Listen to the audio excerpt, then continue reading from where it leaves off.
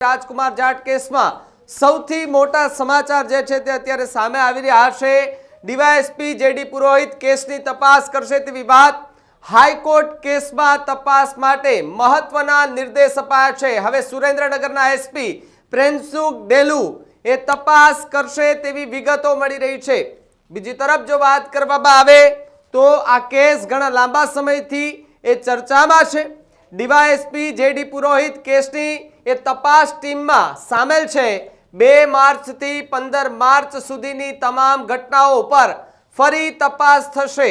રતનલાલ જાટે એ CBI તપાસની માંગ કરી હતી અને સાથે જ મૃતકના પરિવારજનોએ જયરાજસિંહ અને તેમના પુત્ર ગણેશ જાડેજા સામે આરોપો લગાવ્યા હતા। બીજી તરફ રાજકોટ પોલીસ સામે પણ મૃતકના પરિવારે ગંભીર આરોપો લગાવ્યા હતા। નિષ્પક્ષ તપાસની મૃતકના પરિવારે કોર્ટની અંદર માંગ કરી હતી। કેસમાં સીસીટીવીને લઈ એ સવાલો જે છે તે પણ ઊભા થયા હતા। રાજકુમાર જાટ કેસમાં સૌથી મોટા સમાચાર કહી શકાય।